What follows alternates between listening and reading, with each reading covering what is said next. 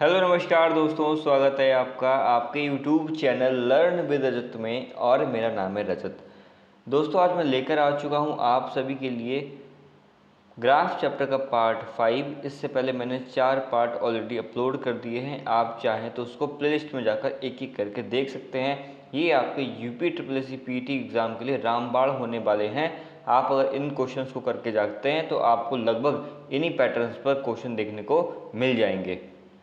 दोस्तों, सबसे पहले तो मैं आपको कहना चाहूँगा कि अगर आप इस चैनल पर पहली बार आएँ तो प्लीज़ चैनल को सब्सक्राइब कर लीजिएगा, क्योंकि ऐसे ही इन्फॉर्मेटिव वीडियोज़ आपके लिए मैं लगातार लेकर आता रहता हूँ। और पीईटी वालों के लिए तो भाई बहुत बड़ी खुशखबरी है। और वो खुशखबरी क्या है कि उन लोगों का जो जिन लोगों का पीईटी एग्ज़ाम लगा है और जिनको अपनी करंट अफेयर्स की प्रॉब्लम दूर करनी है, तो उसके लिए मैंने आपको अपने टेलीग्राम चैनल पर मंथली करंट अफेयर्स की PDF free of cost provide कर दी हैं। अभी तक मैंने आपको 3 मंथ की करंट अफेयर्स की पीडीएफ दे रखी हैं। एक है अप्रैल, एक है मई और ये जून। इन 3 मंथ की करंट अफेयर्स की पीडीएफ मैंने फ्री ऑफ कॉस्ट अपने टेलीग्राम चैनल लर्न विद रजत पे अपलोड कर दी हैं। आप वहाँ से फ्री ऑफ कॉस्ट डाउनलोड कर लीजिए और उसका लाभ उठाइए। उस पीडीएफ में क्या होगा, मंथ बाई मंथ, चाहे अंतर्राष्ट्रीय क्रम हो, चाहे राष्ट्रीय क्रम हो, चाहे खेल प्रदर्शन हो, चाहे नियुक्तियाँ हो, चाहे युद्ध अभ्यास हो, मतलब जितने भी टॉपिक्स हो सकते हैं मैंने उनको सेक्शन बाई सेक्शन उनके सारे 1 लाइनर क्वेश्चंस अरेंज कर दिए हैं आपके लिए। बस आपको क्या करना है, उनको 2 से 4 बार पढ़ लेना है। और ऐसे ही आने वाले दिनों में आने वाले लगभग 5 से 10 दिनों के अंदर मैं आपको जुलाई, अगस्त और सितंबर मंथ की भी पीडीएफ उसमें अपलोड करने वाला हूँ। इसलिए आप इस चैनल को ज़रूर ज्वाइन कर लीजिएगा, ये आपके लिए बहुत ज़्यादा लाभकारी होने वाला है। अब तो मैंने आपके लिए एक और काम कर दिया है। मैं जो भी आपके यूपी ट्रिपल सी पीटी के जो जीके के टॉपिक्स हैं उसकी एक एक पीडीएफ बनाकर मैं वो भी अब क्या कर रहा हूँ, लगातार अपलोड कर रहा हूँ। लगभग ऐसे 10 टॉपिक जो बेहद इंपॉर्टेंट हैं उसकी पीडीएफ मैं अपने चैनल पर अपलोड कर दूंगा। तो प्लीज़ चैनल को सब्सक्राइब जरूर कर लीजिएगा, इस चैनल को और टेलीग्राम चैनल को भी ज्वाइन करना मत भूलिएगा, क्योंकि इसमें मैं आपको कंटेंट देता रहता हूँ। आइए फिर बढ़ते हैं अपने पहले क्वेश्चन की तरफ। पहला क्वेश्चन हमारा देखिए क्या है। नीचे दिए गया जो पाई चार्ट है, देखिएगा क्या मैंने लिया है, पाई चार्ट लिया आपके लिए। विभिन्न शिक्षण के घंटों को संख्या को बताता है, ठीक है भाई। यानी कि आप देखेंगे कि जो श्री राघव हैं इनके द्वारा संस्थान में कुछ विषय पढ़ाए जाते हैं, तो उसमें वो कितना टाइम डिवोट करते हैं तो उसका प्रतिशत दिया गया है। जैसे वो मॉडर्न मैथ पढ़ाने में कुल 4% समय व्यतीत करते हैं, जो कि टोटल उनका समय रहता होगा। संख्या पद्धति को पढ़ाने में 23%, अर्थमेटिक को 46%। इस तरीके से पूरा उनका टाइम का उन्होंने पाई चार्ट बनाकर आपको दे दिया है। आइए क्वेश्चन देखते हैं, क्वेश्चन क्या कह रहा है। क्वेश्चन कह रहा है यदि श्री राघव कुल 500 घंटे पढ़ाते हैं, ठीक है, कुल 500 घंटे पढ़ाते हैं, तो बीज गणित और आधुनिक गणित पढ़ाने के घंटों में क्या अंतर होगा। बीज गणित कहाँ है भाई, ये रहा हमारा बीज गणित यानी कि 9%। और आधुनिक है ना, आधुनिक कहाँ रहा, ये रहा आधुनिक गणित, ये कितना है हमारा 4%। तो इनके पढ़ाने में कितना अंतर रहेगा, कितने घंटों का अंतर रहेगा।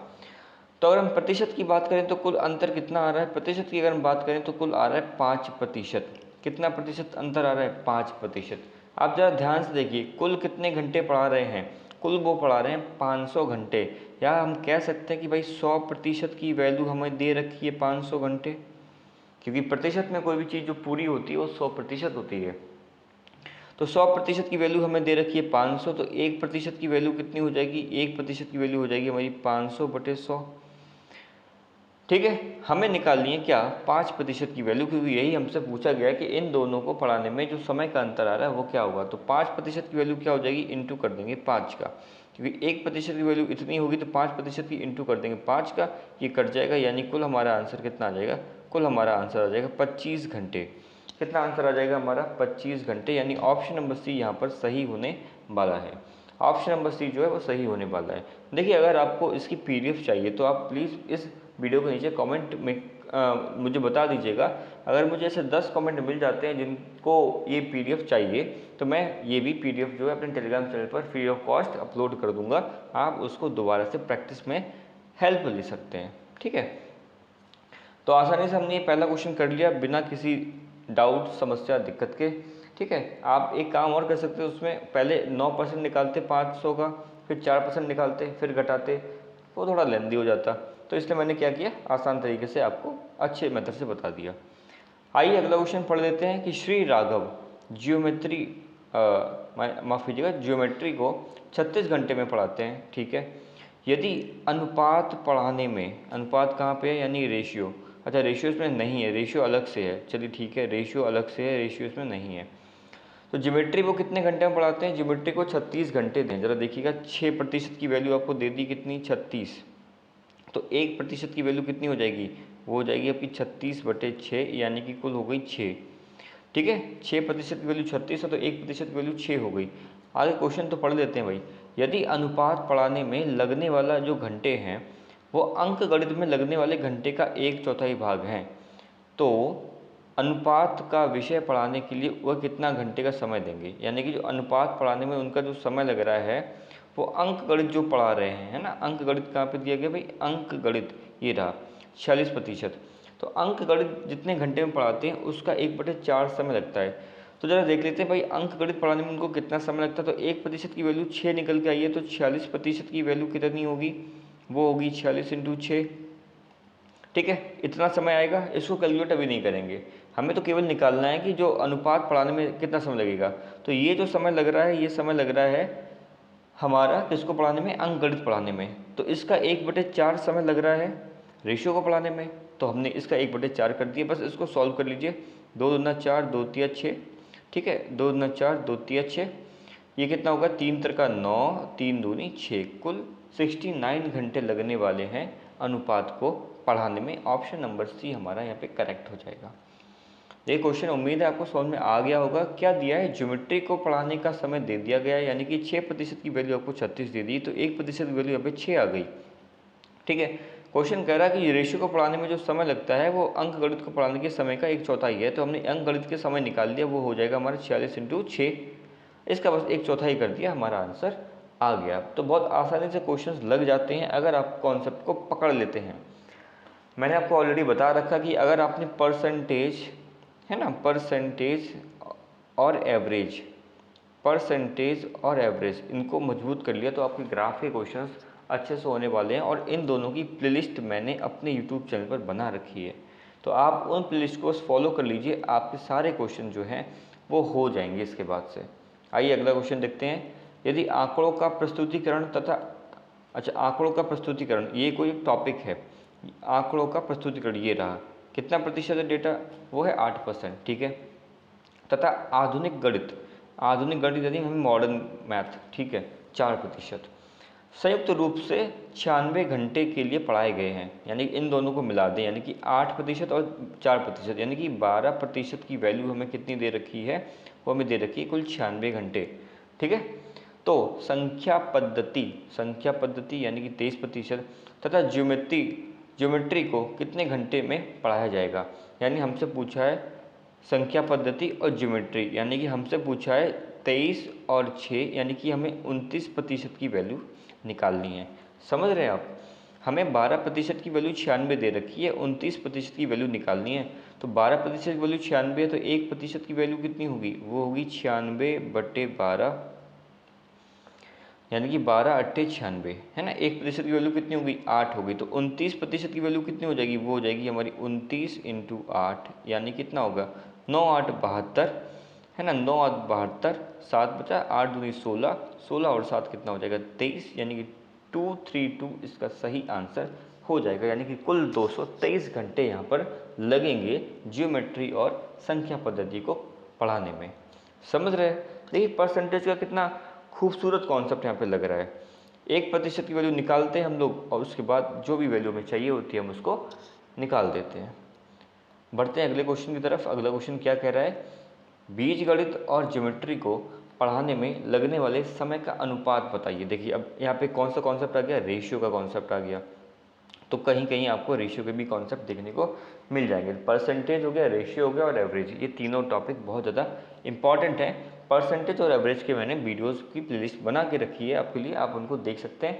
और भी मैंने बहुत सारे मैथ्स के टॉपिक की आपको वीडियोस बना रखे हैं जो कि UPSSC PT के लिए बिल्कुल वरदान हैं। तो आप बस प्लेलिस्ट को मैथ की फॉलो कर लीजिए। साथ ही साथ मैंने रीजनिंग के भी टॉपिक्स करा रखे हैं आपको, कौन से, कैलेंडर और क्लॉक। कौन सा करा रखा है? कैलेंडर और क्लॉक करा रखा है। इन्हीं दोनों में आपको बहुत ज़्यादा दिक्कत होती थी, तो मैंने इन टॉपिक्स को करा रखा है। आप उसकी भी प्लेलिस्ट को फॉलो कर लीजिए, आपके कोई भी क्वेश्चन वहाँ से बाहर नहीं जाएंगे। चलिए क्वेश्चन को पढ़ लेते हैं। बीजगणित, तो बीजगणित हमारा है 9% की वैल्यू और ज्योमेट्री हमारी है 6% की वैल्यू। तो इनको पढ़ाने में लगने वाला जो समय है उसका अनुपात निकालिए। अब देखिए यहाँ पर कुछ समय तो दिया नहीं गया है, मान लेते हैं कि कुल 100 घंटे इन्होंने पढ़ाया होगा, ठीक है। तो 100 घंटे में 9% कितना हो गया, यानी कि 9 घंटे, और 100 घंटे में 6% कितना हो गया, कुल 6 घंटे। इनका आपको क्या निकालना है, अनुपात निकालना है। तो 3 त्रिका 9 और 3 दूना 6, यानी कि 3 अनुपात कितना हो गया, 2 हो गया, यानी कि 3/2 इज द राइट ऑप्शन। 3/2 क्या हो जाएगा, हमारा सही आंसर हो जाएगा। समय नहीं दिया है फिर भी हम इसको कर पाएंगे, कुछ भी आप मान लें समय, ठीक है, इस तरीके से।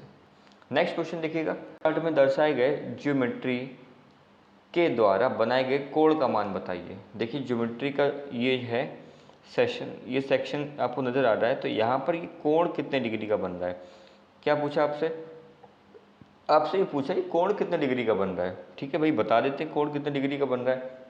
देखिए ये पूरा कोण आपको पता है कितने डिग्री का होता है, ये पूरा कोण होता है हमारा 360 डिग्री का। यहाँ पर जो आप ये देख रहे हैं प्रतिशत, इन सभी को जब हम जोड़ेंगे तो ये कितना आएगा, ये आएगा हमारा 100%, क्योंकि कोई भी पूरी चीज़ जो होती है वो कितनी होती है प्रतिशत में, 100। तो 100% की वैल्यू हमें कितनी दे रखी है, 360 दे रखी है, और हमसे कितनी पूछी है, 6% की वैल्यू। तो बस क्या करेंगे, 1% की वैल्यू कितनी होगी, वो होगी 360/100। तो 6% की वैल्यू कितनी होगी, कर देंगे भाई 6 का मल्टीप्लाई, है ना, 6 का क्या कर देंगे मल्टीप्लाई। बस इसको हमें क्या कर लेना है, सॉल्व कर लेना है।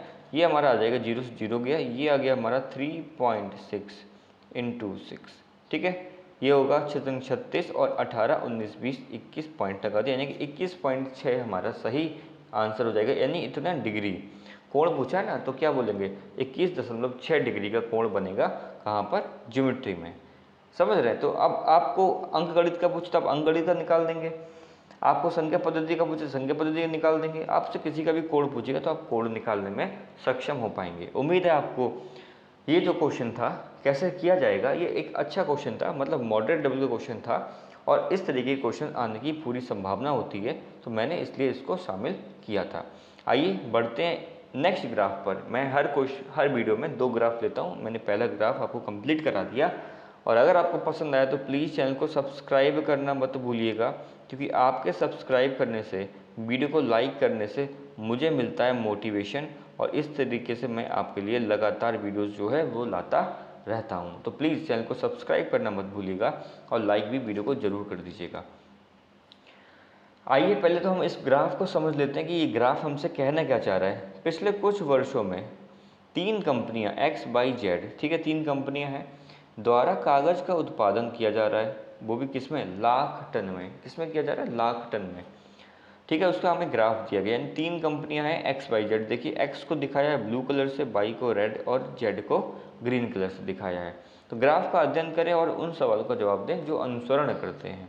तो ठीक है, देखिए 1996, 97, 98, 99 और सन 2000 में आपको डेटा दे रखा है कि देखिएगा यहाँ पर जो X कंपनी है वो कितने का टर्नओवर कर रही है ना, कितना कागज़ उत्पादन कर रही है, 30 लाख टन। कैसे बोलेंगे इसको, 30 लाख टन, क्योंकि जो क्वांटिटी दे रखी है वो लाख टन में दे रखी है।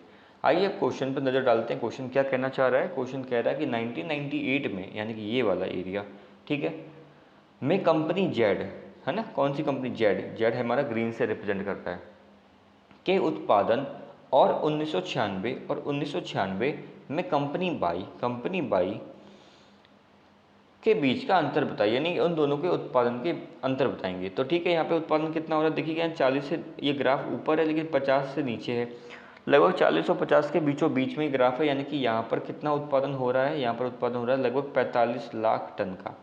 कितना हो रहा है, 45 लाख टन का। यहाँ पर देखें ग्राफ जो है वो 20 से ऊपर और 30 से नीचे है, और लगभग बीचों बीच में है, तो हम कहेंगे ये कितना हो गया, 25, यानी कि यहाँ पर होगा 25 लाख टन का। इनका हमसे अंतर पूछा, तो भाई माइनस कर दीजिए, कितना हो गया हमारा 20, तो ये हमारा 20 लाख टन हमारा सही आंसर होगा। अब देखिएगा इस क्वेश्चन में आपको जो ऑप्शंस दे रखे हैं बहुत ज़्यादा कन्फ्यूजन करने वाले दे रखे हैं कि आपको सही आंसर क्या लगाना है। तो मैंने क्या बताया, आपका आंसर क्या आया है, 20 लाख टन आया है। तो ज़रा देखिए 20 लाख कहाँ लिखा है, तो देखिएगा ज़रा सेकंड ऑप्शन, ये इकाई, दहाई, सैकड़ा, हजार, 10,000, लाख, 10 लाख, ये हो गया हमारा 20 लाख। ये क्या हो गया हमारा 20 लाख, और ये टन दे रखा है, यानी कि सही आंसर हमारा क्या हो जाएगा, बी हमारा सही आंसर हो जाएगा। ठीक है, तो आप कंफ्यूज नहीं होंगे, थोड़ा सा पेशेंस रखेंगे, है ना, हड़बड़ाहट में आप आंसर नहीं टिक करेंगे, एक बार को एक सेकंड के लिए सोच कर आप आंसर करेंगे तो आपका आंसर जो है गलत नहीं होगा। आइए अगला क्वेश्चन देख लेते हैं। क्या क्वेश्चन है, 1998 से सन 2000, ठीक है भाई, 1998 से 2000 की अवधि में कंपनी एक्स जो है, कंपनी एक्स मतलब जो ब्लू बार आपको नज़र आ रहे हैं, ठीक है, के औसत उत्पादन का, ठीक है, उसी वर्ष में कंपनी बाई के औसत उत्पादन का अनुपात बताइए। ठीक है भाई, अनुपात बता देते हैं। तो पहले x का अनुपात निकाल लेते हैं। तो x का अनुपात कितना हो जाएगा, ज़रा देखिए, यहाँ पर कितनी वैल्यू है, यहाँ पर ये 25 है, ठीक है, यहाँ पर कितनी 50 है, और यहाँ पर x की वैल्यू कितनी है, यहाँ पर x की वैल्यू है 40, तो यानी कि 50 40 90, 90 और 25 कितना हो जाएगा, 90 25 115। तो 115, अब क्या निकालना, औसत, तो अपॉन क्या कर देंगे, 3 कर देंगे। इसको देखो डिवाइड करना मुश्किल है क्योंकि ये पॉइंट में आंसर आएगा, तो इसको भी ऐसा छोड़ देते हैं। ऐसे तरह बाई के लिए भी औसत निकाल लेते हैं, वो कितना आएगा, इन तीनों ईयर का ही निकालना है। तो भाई यहाँ पे बाई कितना है, 35 है, यहाँ पर कितना है 40 है, और यहाँ पर कितना है 50 है, यानी कि 50 40 90, 90 और 35 यानी 125। तो 125/3 हमारा यहाँ पर आ गया अनुपात, माफ़ कीजिएगा, औसत आ गया। इनका हमें बस रेशियो निकालना है। क्या निकालना है, इनका रेशियो निकालेंगे तो इस x अपॉन बाई करेंगे, क्या करेंगे, x अपॉन बाई करेंगे तो 115/3 बटे 125/3। अब यहाँ पे फ्रैक्शन में 4 चीज़ें नज़र आ रही हैं, तो भाई पास पास में जाता है, दूर दूर में जाता है, ये टॉप, ये तो कॉन्सेप्ट आपको याद होना चाहिए। और अगर आपको नहीं पता तो अब याद रख लीजिएगा, कैसे करेंगे, कितने दूर कितने पास, कैसे याद रखेंगे, कितने दूर कितने पास, यानी पास पास में जाएगा और दूर दूर में जाएगा, यानी कि 115 इंटू ये 3 ऊपर गया तो 3 हो गया, और उसके बाद ये हमारा 3 इंटू 125 हो जाएगा। तो 3 से 3 गया, ये हो गया हमारा 5 दूनी 10, 5 या 15, और 25 पंजे 125, यानी कि 23/25 हमारा सही आंसर होगा। 23/25 इज़ द राइट आंसर।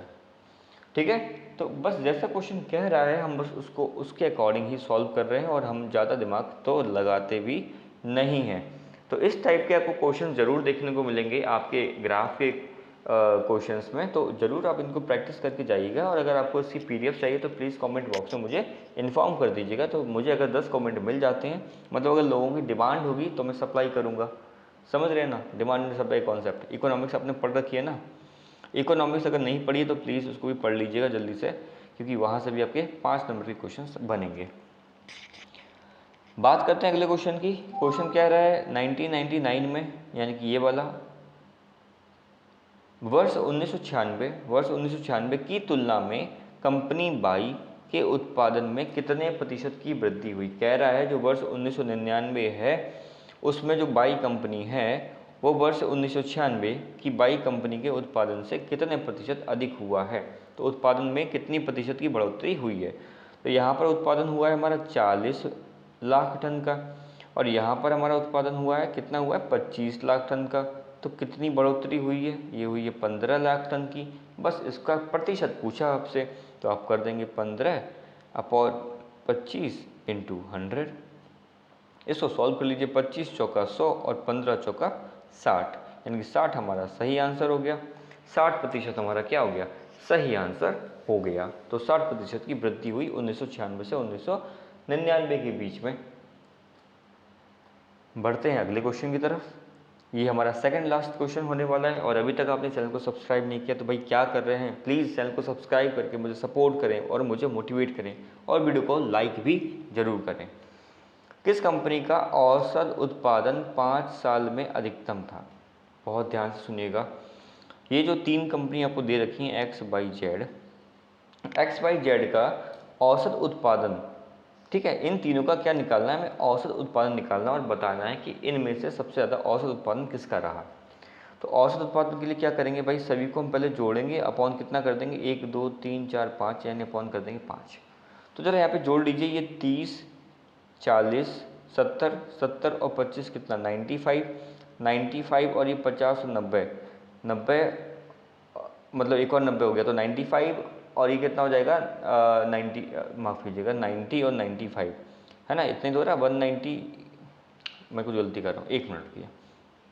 यहाँ से स्टार्ट करते हैं, ये हमारा 40 हो गया, ये 50 हो गया, 90 90 और ये कितना है 90 और ये हमारा कितना है, ये हमारा 25, ठीक है, ये 25 है, तो 90 और 25 115 115 और यहाँ पर कितना 45, तो यानी कि 5 जोड़ देंगे तो 120 और 40 जोड़ देंगे 160 और 160 और 30 कितना हो गया 190, ठीक है 190 हो गया। अपॉन कितना करेंगे 5 करेंगे, ये कितना आएगा, ये हमारा आएगा 5 या 15 5 8 40, समझ रहे हैं 38 आ गया। ऐसे ही हम बाई का क्या निकाल लेंगे, औसत निकाल लेंगे, जरा इनको जोड़ लेते हैं एक बार। ये हमारा कितना है 25 है, ये हमारा कितना है 35, 25 और 35 कितना हो गया 60 हो गया, 60 और 35 कितना हो जाएगा हमारा 95 हो गया, 95 और ये 40 कितना हो जाएगा 135 और 135 और 50 कितना हो जाएगा 185, कितना हो जाएगा 185/5। इसको जब सॉल्व करेंगे ये कितना आएगा हमारा 37। ऐसे जरा जेड का भी निकाल लीजिए, तो जेड में क्या होगा हमारा, इनको जोड़िएगा, ये कितना आएगा हमारा 35 40 कितना 75, 75 और 45 कितना होता है 75 और 45 होता है 80 और 120, 120 और 35 जोड़ेंगे तो 120 और 35 हो जाएगा 125 और 100, मैं कुछ गलत कर गया हूँ, 155 155 और ये 135 है ना, 55 और 35 60 और 90 कितना हो गया भाई 190। देखिए कैलकुलेशन आप खुद कीजिएगा, मैं कर रहा हूँ तेज़ी से कर रहा हूँ, खुद आप एक बार कर लीजिएगा। ये भी कितना आ जाएगा हमारा, एक भी आ जाएगा हमारा 38। क्वेश्चन क्या कह रहा है भाई, बताइए औसत उत्पादन इन 5 वर्षों में अधिकतम किसका था। तो यहाँ पर हमें देखने को मिल रहा है भाई एक्स और जेड का तो सेम है, और हमें देखो आंसर भी दिख गया है एक्स और जेड दोनों का सही है, एक्स और जेड यहाँ पर दोनों का सही आंसर हो जाएगा, क्योंकि इन दोनों का जो एवरेज है वो दोनों का एक तो ज़्यादा है ऊपर से बराबर भी है, तो हमारा आंसर हो जाएगा ऑप्शन नंबर सी। और हम बढ़ते हैं अब सीधे लास्ट क्वेश्चन पर। लास्ट क्वेश्चन से पहले तो आपने चैनल को सब्सक्राइब कर ही दिया होगा, ऐसी मुझे पूरी उम्मीद है, बस अभी लाइक रह गया तो प्लीज़ लाइक भी कर दीजिए। कंपनी बाई की अगर हम बात करें तो कंपनी बाई के उत्पादन से कंपनी जेड के उत्पादन का प्रतिशत किस वर्ष अधिक था। देखिए सुनिएगा, कंपनी बाई के उत्पादन से कंपनी जेड के उत्पादन का प्रतिशत अधिकतम किस वर्ष है। तो ज़रा देख लेते हैं भाई, पहले तो कंपनी जेड का उत्पादन बाई से किस किस वर्ष है।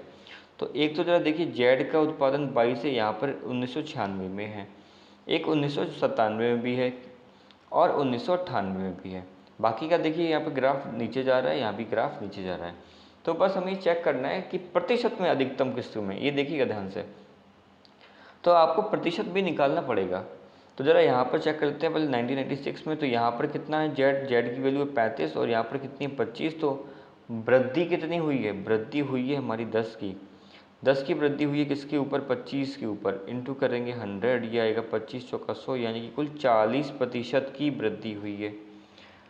समझ रहे हैं, 1996 में 40% की वृद्धि हुई है। बात करें 1997 की, तो यहाँ पे वृद्धि कितनी हुई है, यहाँ पर ये है 35, यहाँ पर ये 40 है, तो यहाँ पर कितना हो जाएगा, यहाँ पर हो जाएगा हमारा 5, ठीक है 5 बटे कितना करना है 30 करना है, अपॉन इंटू 100 कर देंगे तो 5 छक्का 30 है ना, 2 3 6 2 50, ये कितना आएगा 16 दूनी 16 48, कुछ इस तरीके से आंसर आ जाएगा 16 पॉइंट समथिंग। ठीक है, पूरा नहीं सॉल्व करना है, बस एक आइडिया लेना है। यहाँ पे अगर हम बात करें 1998 में, तो ये कितना है 35 और ये आगे है 45, तो 10 का वृद्धि हुई, 10 की वृद्धि अपॉन 35 इंटू 100 करेंगे तो भाई कितना आएगा 5 दूनी 10 5 सत्ते 35, 200/7, यानी कि ये आ जाएगा लगभग 7 दूनी 14, यानी कि 2 पॉइंट मतलब ये आएगा लगभग 20 मतलब 30 के अंदर ही आएगा, 7 दूनी 14, ठीक है 6 बचा 7 8 56, लगभग 28 29 के आसपास ये बनेगा। यानी कि सबसे ज़्यादा वृद्धि कहाँ दर्ज हुई भैया 1996 में, इसलिए हमारा ऑप्शन नंबर ए करेक्ट हो जाएगा। तो देखिएगा हम लोगों ने कितनी आसानी से ये सारे क्वेश्चंस कर लिए हैं। मुझे यहाँ पे टाइम इसलिए लगता है क्योंकि मैं यहाँ पर आपको समझाता हूँ, नहीं तो ये 10 क्वेश्चंस बमुश्किल से बमुश्किल 5 मिनट के क्वेश्चंस हैं। इनको बहुत स्पीड में हम लोग कर सकते हैं, फटाफट 5 मिनट के अंदर 10 क्वेश्चंस बहुत आसानी से हो जाएंगे। उम्मीद है आपको ये सेशन बहुत पसंद आया होगा, और अगर अभी भी आपने चैनल को लाइक और सब्सक्राइब नहीं किया तो प्लीज़ रिक्वेस्ट है आपसे, ज़रूर आप इस चैनल को सब्सक्राइब कीजिए और मुझे मोटिवेट कीजिए। और टेलीग्राम चैनल को भी ज्वाइन करना मत भूलिएगा, क्योंकि वहाँ पर फ्री कंटेंट आपके लिए PDF फॉर्मेट में लगातार मैं सेंड करता रहता हूँ, जो कि UPSSC PT के लिए बहुत ज़्यादा कारगर होने वाला है। उम्मीद है अब आपने इसको सब्सक्राइब कर लिया होगा। चलिए फिर मिलते हैं किसी अगले वीडियो में, तब तक के लिए आप पढ़ते रहिए और आपको जो भी सुझाव हो वो मुझे कमेंट बॉक्स में करते रहिए। Thank you so much.